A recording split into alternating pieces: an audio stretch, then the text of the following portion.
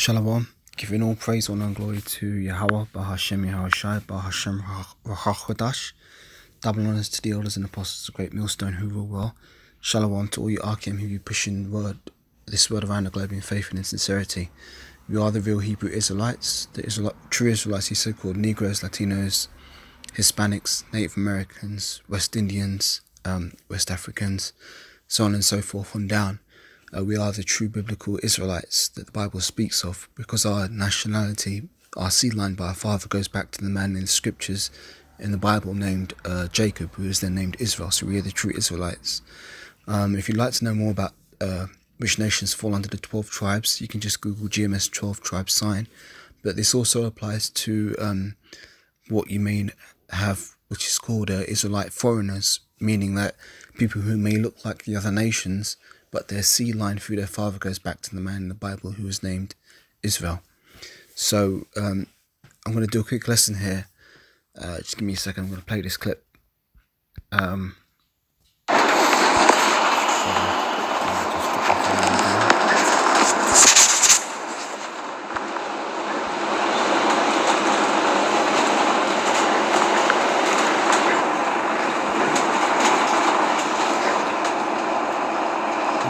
So I'll turn the volume down.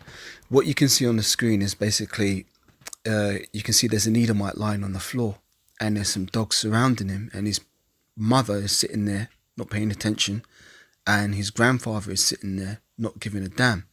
Now I was just on the bus and I saw this scene and I thought, wow, these are the scriptures literally come into life, because basically this is Job 30 in full effect. Let me just pull this precept up. Job 30. Hang on. It's like here. Here we are, Job 30. This says, Job 30, but now they that are younger than I have me in derision, whose fathers I would have disdained to set with the dogs of my flock. Now if you can see, what you've got is an Edomite child here lying on the floor of a public bus, yeah? I don't know how much dirtier you can get than to lie on the floor of a public bus, and he's surrounded by dogs, and there's even dogs standing on top of him. Like, you see that on the floor there? So it says, Job 30 and 1, but now they that are younger than I have me in derision, whose fathers I would have disdained to have set with the dogs of my flock. Yea, whereto might the strength of their hands profit me, in whom old age was perished? Now this is the point, because this is a prophecy about the people who are on earth today, who are the true biblical Edomites, whose forefather was Esau. You can get that in Genesis chapter 25. Genesis 10 gives you the table of nations. And I believe Genesis 30 and 1 says who the Edomites are. But basically, these people are the Edomites, yeah? So Job 30 and 3, it says, for want and famine they were solitary, fleeing into the wilderness, in the former time desolate and waste, who cut up mallows by the bushes and juniper roots for their meat. They were driven forth from among men, they cried after them as a thief, to dwell in the cliffs of the valleys, in the caves of the earth, and in the rocks. You see, because these Edomites' true true land, or true homeland, is Mount Seir. That's the portion that was allotted to them. So they were the inhabitants of Mount Seir. So continuing on in Job 30 and 7, it says, among the bushes they brayed, under the nettles they were gathered together. Now here's the point, Job 30 and 8. They were children of fools, yea, children of base men. They were viler than the earth. Now as you can see, this video clip I've just shown you here exemplifies the true nature of these Edomites. Look at them. Like, you got the dog sitting on the floor of the bus, dog in the flipping pushchair, and the Edomite child is just lying there on the floor of a public bus, and the mother don't give a damn. Like, as you can see, she's covered in tattoos anyway. Totally, these people are totally profane. Now, profane means outside of the temple, meaning that these laws, statutes, and commandments weren't given to these people. These people are unclean. You know, they're completely vile. So let me get some more scriptures to bring this precept out. I mean, I was just looking at this in disgust, because, you know, My parents would never allow me to lie on the floor in the street when I was a kid. I'd have got my ass beat, and rightfully so, But, the scriptures say, touch not the unclean thing, and these people are totally unclean. Let me get Hebrews chapter 12, bring out some more precepts on this. I mean, I was just disgusted when I saw this, man. And this is the true nature of these people. And these people are the ones who are currently in authority and in their positions of power in this earth, which is not where they should be. They're supposed to be the servants, and we're supposed to be ruling over them. So this is Hebrews chapter 12, verses 16 and 17. This is the words of Yahweh, yeah? It says, lest there be any fornicator or profane person as Esau, who for one morsel of meat sold his birthright. For ye know how that afterwards, when he would have inherited the blessing, he was rejected, for he found no place of repentance, though he sought it carefully with tears. Yeah?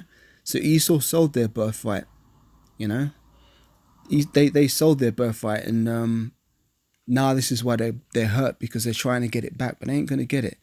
Let me bring out some more scriptures. Yeah, let the Bible talk. This is Malachi chapter 1 and 2.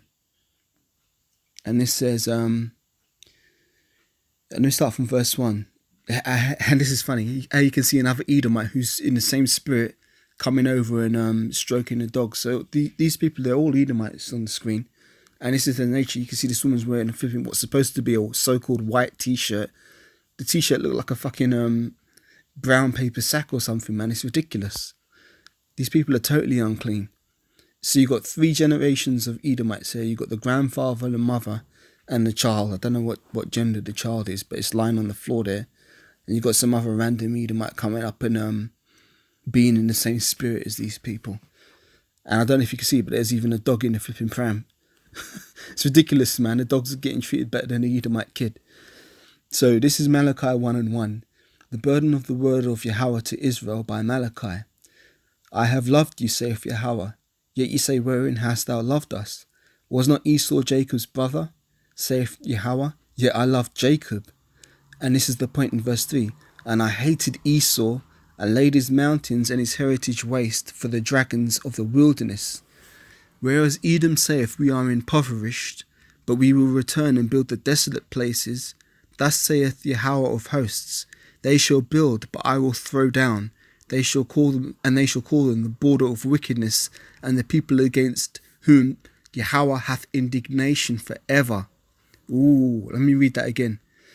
Whereas Edom saith, we are impoverished, but we will return and build the desolate places. Thus saith Yahweh of hosts, they shall build, but I will throw down, and they shall call them the border of wickedness, and the people against whom Yahweh hath indignation forever. Yep. And this is another nice point in precept in Malachi 1 and 5. And your eyes shall see, and you shall say, Yahweh will be magnified from the border of Israel. Ooh, so cold cut. Let me get Romans 9 and 13 to bring out some more scriptures on this. Alright, so that's the end of the video clip. I got off the bus there, but let me just bring out more precepts. I'll get it on this screen. Romans 9 and 13 I want to bring out.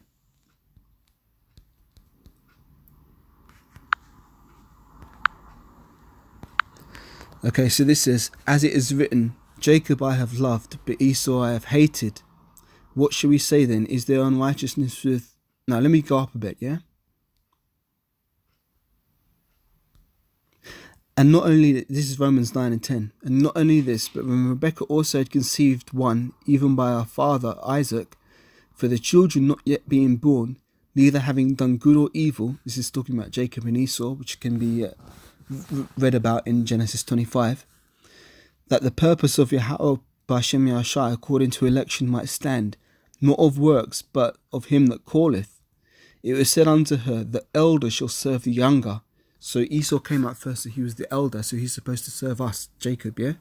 As it is written, Jacob have I loved, but Esau have I hated.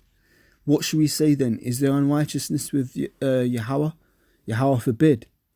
For he saith to Moses, I will have mercy upon whom I will have mercy, and I will have compassion on whom I will have compassion. So that it is not of him that willeth, nor of him that runneth, but of Yahweh Hashem Yahushai that sheweth mercy. Yeah? So Esau is hated by Yahweh Hashem Yahushai. Let me get Psalm 17:3.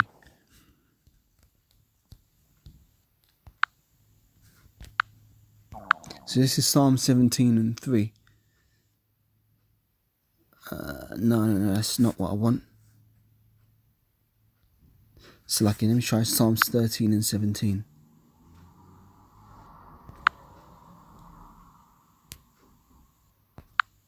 No, there's no 13 and 17.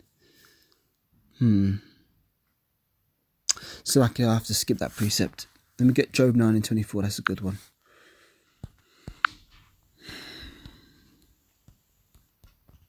So this is the book of Job, chapter 9 and verse 24.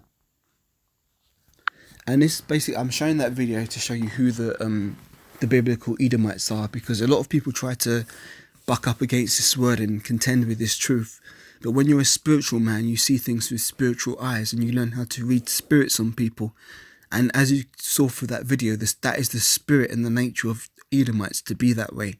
You know, to be unclean, to be dirty, to be doing everything contrary to the law, statutes and commandments of the Bible, you know, because the word wasn't given unto them. It was only given to Israel. I'm going to get that in a second. But this is Job 9 and 24. It says, the earth is given into the hand of the wicked. He covereth the faces of the judges thereof. If not, where and who is he? So Esau, through his iconoclasm, through his lies, which is his wine, which is his false doctrines and ideologies, he's covered the face of the true judges of the earth. And they're sitting in the seat of power at the moment. But it's only because Yahweh has set them up to be in this position of power for a moment. But there's going to come a day very soon when Yahweh's going to strip that power from them, and they're all going to go headfirst into slavery, because that's their judgment, to go into 1,000 years of slavery and then to be burnt up, pursuant to Obadiah chapter 1 verse 18. Okay, so let me bring out some more precepts. Did I bring out Habakkuk 2 and 5? Let me get that.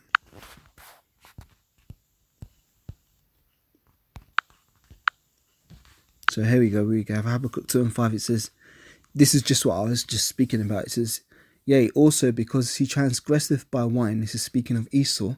He is a proud man, neither keepeth at home. This is why you see, every 5 minutes these Edomites are running around in their 5-star holidays, up in everyone else's land. This is why America has, troops in all kind of countries around the world, rather than them being on their own soil. They've got military bases all around the world. So it says, neither keepeth at home, who enlargeth his desire as hell. I mean, America isn't even their land anyway, but that's another lesson. Who enlargeth his desire as hell, and is as death, and cannot be satisfied, but gathereth unto him all nations, and heapeth unto him all people. Let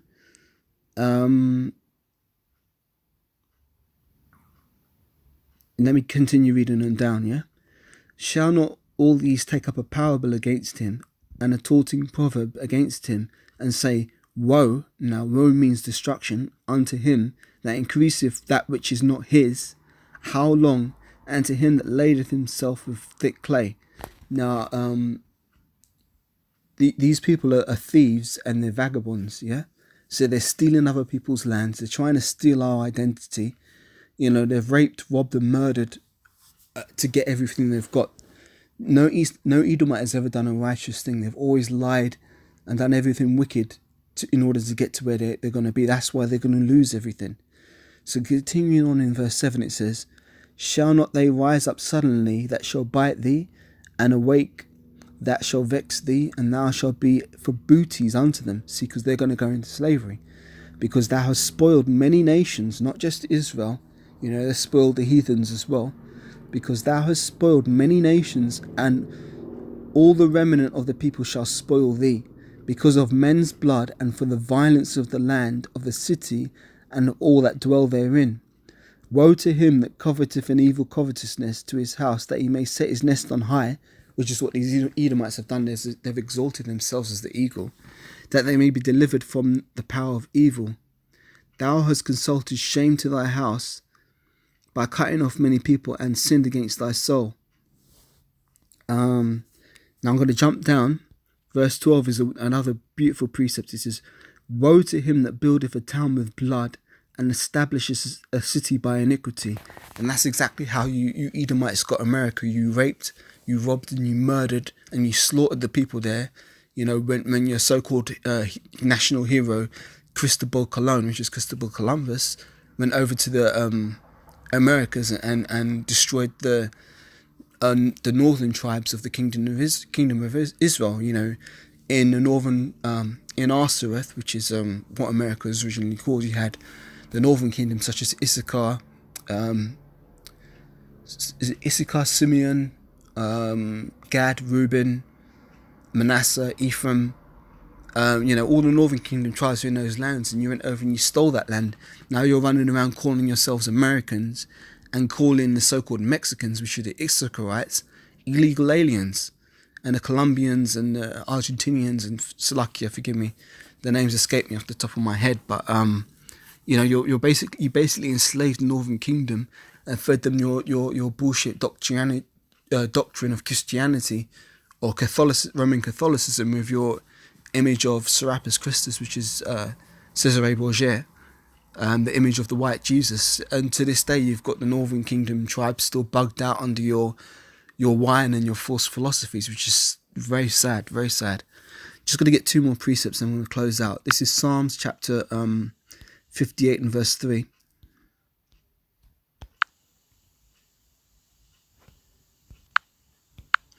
And this is beautiful. It says, the wicked are estranged from the womb.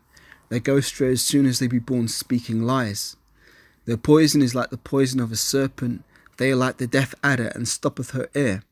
You see, because whenever you try to bring up anything about the Bible or about Yahweh Hashem Yahashai to these Edomites, if you see their spirit, they really don't like it. They don't want to hear it.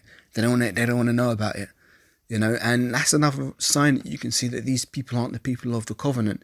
These aren't the people of the book, because if this is their so-called book, why is Jake more into it than they am? I mean, even Jake, who aren't into this truth, that are bugged out in the world, they're still longing for some sort of spirituality. That's why you've got them all up in the churches.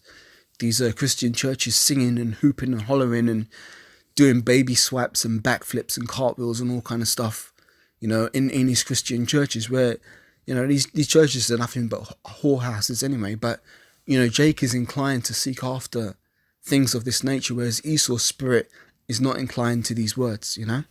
So I'm going to get Psalms 12 and 8.